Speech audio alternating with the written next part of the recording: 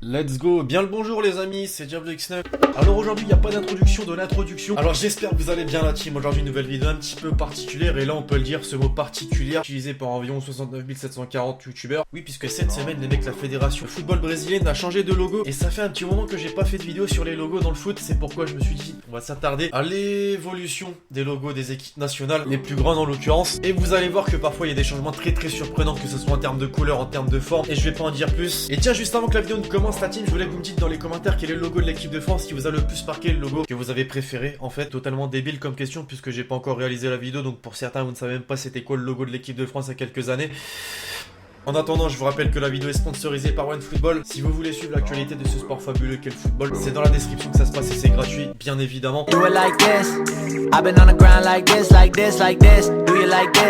Et on va commencer les mecs. Bon, je pense que vous me connaissez maintenant, il y a toujours ce petit côté chauvin qui ressort. Donc on commence bien évidemment avec l'équipe de France. Non, tu ne rêves pas, oui, c'est bien le logo de l'équipe de France en 1966. Alors autant vous allez voir que par la suite, certains ont abandonné leur symbole historique, autant nous, dans l'histoire des logos de l'équipe de France, on aura toujours vu ce fameux coq qui représente bel et bien les origines gauloises de la nation. Bref, on va pas s'attarder là-dessus. Au fil du temps, figurez-vous qu'il a pas mal évolué ce logo. Bon, vous le savez déjà puisqu'à l'heure d'aujourd'hui, il est totalement différent. On avance cette fois-ci un petit peu plus en avant en 1982 plus particulièrement les amis, avec ça vous rappelle probablement des souvenirs puisque ce logo est resté durant de nombreuses années. Pour preuve, en 1998 il était encore là et c'est seulement en 2010 qu'il a eu un changement avec ce logo qui nous rappelle pas forcément de bons souvenirs, notamment lorsqu'il était de couleur dorée, puisque ça rappelle un petit peu la Coupe du Monde 2010. C'est justement la pire compétition je crois de l'histoire de notre équipe de France. La suite on la connaît puisqu'en 2018 c'est ce nouveau logo qui est apparu avec les deux petites étoiles, enfin ce nouveau, on peut en attitrer deux effectivement puisque sur le maillot actuel de l'équipe de France c'est bien celui-ci qui est apparent avec ce coq, les trois lettres F de la Fédération Française de Football, les deux petites étoiles, tout ça en bleu foncé, gris et blanc. Et pour conclure l'équipe, alors certains, j'ai vu sur les réseaux confonder pas mal le logo de l'équipe de France de football avec le logo de la Fédération Française de Football. Oui, puisque c'est vrai que lui aussi a changé, regardez, vous vous rappelez de ça? Ouais, forcément, ce logo de la Fédération Française de Football qui date désormais, bah il a changé en 2018, tu vois un changement? Ouais, non, tu peux dire c'est de l'excès puisque véritablement, il y a un petit changement, c'est sur le bas du logo avec la couleur rouge. Bref, enchaînons avec le pays qui n'est autre que la meilleure nation de l'histoire du football, en témoignent ces 5 coupes du monde remportées. Je parle bien évidemment du Brésil les amis. Alors en 1974 le logo ressemblait à ça.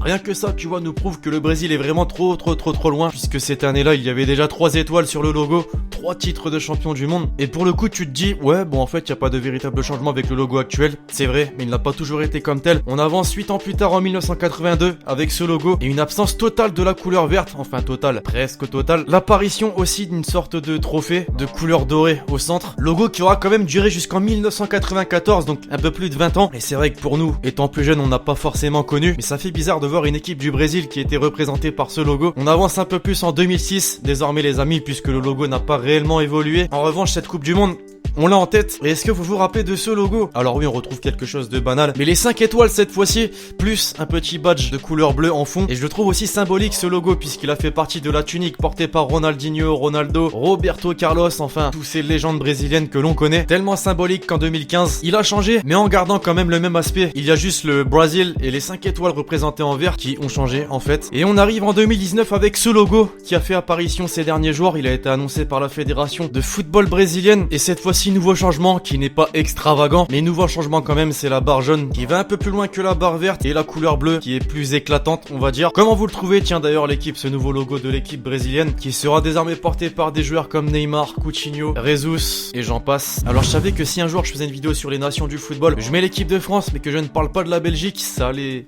très probablement pousser à l'envie de meurtre de certains d'entre vous. C'est pourquoi on retrouve désormais la Belgique les amis, les Diables Rouges. Le même surnom finalement si tu n'y avais pas pensé que l'équipe de Manchester United. Alors les Belges là, dites-moi dans les commentaires si vous aviez déjà vu ce logo de 1934 qui est tout simplement le premier logo de l'équipe nationale de la Belgique. Un logo simple, hein, tu te doutes que pour l'époque fallait pas chercher très loin. On retrouve un badge tout noir avec par-dessus un animal qui est visiblement un lion. 4 ans plus tard, nouveau logo, attention grosse exclusivité. Non pas du tout, le badge devient de couleur rouge. Bon là c'est plus en thème avec le surnom Diable Rouge. Et là on fait un point d'avant les amis, attention. 32 ans plus tard en 1970, ce logo fait apparition. Et oui, effectivement, tu peux le dire, il ressemble totalement à celui de 1934. Sauf que là, on peut dire qu'il a eu un petit peu plus de recherche, c'est-à-dire qu'on a essayé de faire du dessin généraliste sans mettre trop de détails. Et le premier gros changement du logo historique de la Belgique, les amis, est arrivé en 1982, 12 ans plus tard, avec ceci qui était forcément plus familier, hein. Bah oui, effectivement, puisqu'en 1990, 8 ans plus tard, c'est ce logo qui est apparu. Et la particularité de cette nation, c'est que depuis 1990, ce logo n'a pas changé. Et j'imagine, hein, je pense que dans les commentaires j'aurai confirmation, mais avouez clairement qu'on a entendu parler uniquement de celui-ci, surtout que ces dernières années, niveau performance, la Belgique impressionne, le prouve d'ailleurs le classement FIFA. C'est la première nation actuellement devant l'équipe de France. Manque plus qu'une Coupe du Monde à son actif, comme a pu le faire par exemple l'Angleterre. Et oui les amis, j'ai l'impression que je suis en train de vous dévoiler une exclusivité alors que tout le monde le sait. Bien évidemment, vous vous rappelez qu'en 1956, l'Angleterre a remporté sa première Coupe du Monde, la seule jusque-là de son histoire. Mais est-ce que vous aviez souvenir des logos que les plus grands joueurs anglais dans l'histoire du football ont pu représenter? Non, je pense pas. Bah vous avez pas manqué grand-chose. Ah ouais, non, je vous le dis les amis, le logo n'a clairement pas bougé depuis 1950. Il y a eu des petites exceptions, on va en parler dès à présent. En 1950, voici ce à quoi ressemblait le logo de l'équipe de l'Angleterre. En 1970, waouh, quelle originalité, on a plus un fond blanc cette fois-ci mais un fond bleu clair. La seule chose qu'on peut remarquer, c'est qu'il n'y a pas l'étoile et pourtant il y avait bien un titre d'un champion du monde. Alors on avance en 2006, 36 ans plus tard, ouais ça fait beaucoup, avec ce logo. Petit changement, cette fois-ci on a un contour doré, mais là où il y a eu le plus grand changement, c'était bien en 2013, puisque la Fédération anglaise de football, les amis, a décidé de fêter les 150 ans de sa création en 1863 avec le petit design sous le logo habituel. 1963, 150 years, 2013. Aujourd'hui, bah vous le savez, hein, le logo de l'équipe d'Angleterre ressemble à ça, avec la petite étoile en gris au-dessus. Je vous avais dit, hein, vous avez rien manqué. Il y a toujours eu ces trois lions bleus avec les fleurs rouges, et c'est bien hein, finalement de garder une identité. Parlons désormais de l'Espagne, les amis, qui à l'image de l'Angleterre durant de nombreuses années a gardé un logo similaire. C'est pourquoi je vous en ai supprimé pas mal. Mais on va s'attarder sur les plus gros changements qu'il y a pu y avoir. On commence en 1934, qui n'est autre que le premier logo de l'équipe nationale espagnole. Vous avez remarqué qu'à l'époque, on aimait bien faire des logos avec des lettres les uns sur les autres. C'était surtout ça pour les clubs espagnols. Et pour le coup, non là, je sais pas où, ça me fait penser à un logo de super-héros Marvel, Captain America de la Muerte.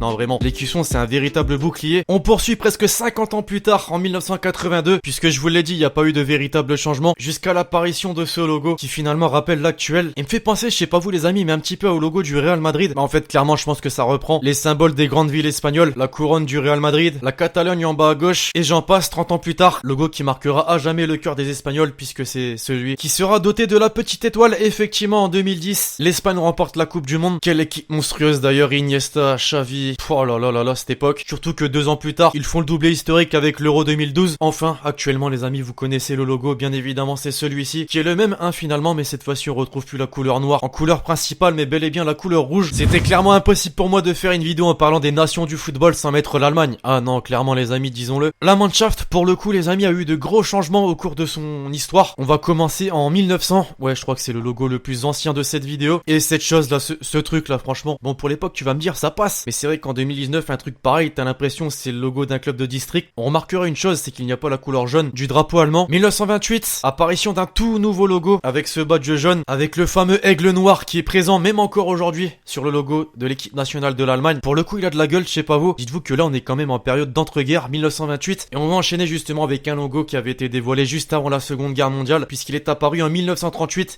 Bon, là pour le coup, bah je vais pas te faire un dessin. On est clairement sur une croix gammée. Hitler, tout ça, bon, on va éviter. Et on arrive en 1962. Bon, là pour le coup, j'imagine, on a vite voulu faire oublier cette image de l'Allemagne nazie, avec cette fois-ci un simple badge couleur du drapeau allemand, noir, rouge, jaune. Et presque 40 ans plus tard, en 1998, pour la Coupe du Monde, en France, d'ailleurs, c'est ce logo qui est apparu. Bon, il avait déjà fait apparition auparavant, mais comme il n'a pas véritablement changé, les amis, je vous mets directement 1998 avec les 3 étoiles de titre de champion du monde aux couleurs de l'Allemagne, qui n'aura pas changé jusqu'en 2010. Et cette apparition d'un logo doré sur fond noir, l'actuel, cette fois-ci avec les 4 étoiles, puisque l'Allemagne a remporté la Coupe du Monde 2014. Et en parlant de cette compétition, justement, les amis, on va terminer avec l'Argentine, qui est l'équipe qui s'est fait battre en finale par l'Allemagne, justement. Pour la petite info, les amis, c'est clairement le logo qui a le plus changé, je crois, dans l'histoire d'une équipe nationale. Rassurez-vous, je vous ai pas tout mis, mais il y en a quand même une paire. On commence en 1930 avec ce truc là qui en fait n'est qu'une typographie. Non, c'est pas un style d'écriture seulement. Clairement, c'est ça. Il y a zéro couleur, il y a zéro volonté de mettre un badge, je sais pas, de mettre un truc symbolique. Non, rien du tout. Il y a juste les lettres de la Fédération argentine de football. 1958, première apparition d'un logo sous forme de badge avec les couleurs, cette fois-ci de l'Argentine, bleu, clair, blanc. 1966, première apparition de cet élément vert qui part juste en dessous du logo, jusque sur les côtés. Première apparition historique, puisque même encore aujourd'hui, c'est encore présent. Et là, l'équipe, dites-vous qu'en 40 40 ans, ouais je dis bien 40 ans tout juste. De 1966 à 2006, il y a eu énormément de changements qu'il n'est pas nécessaire de vous montrer, non, parce que on était presque sur du copier-coller à chaque fois. 2006, on retrouve ce logo, cette fois-ci qui n'est pas contouré de noir, mais dont la couleur belge est beaucoup plus présente. 2014, apparition d'un tout nouveau logo, puisque cette fois-ci on voit l'apparition d'un badge avec la couleur blanche, ainsi que la couleur bleue de l'Argentine. 2015, on revient un petit peu sur du traditionnel, avec cette fois-ci un contour en bleu. Et 2018, bah c'est encore le logo actuel d'ailleurs, on retrouve cette fois-ci une couleur jaune beaucoup plus présente, et ces fameuses 2 étoiles des 2 titres de champion du monde. Bref, voilà la team, c'est tout pour cette vidéo sur l'évolution des logos des équipes nationales dans l'histoire du football. J'espère vraiment qu'elle vous aura plu. Si c'est le cas, n'hésitez pas à lâcher le petit pouce bleu. Dites-moi dans les commentaires l'évolution qui vous a le plus marqué dans cette vidéo. Dites-moi d'ailleurs si vous voulez une autre vidéo de ce type sur la chaîne YouTube. Puis d'ici là, on se retrouve très vite sur la chaîne pour de nouvelles vidéos. C'était Lexity. Ciao ciao.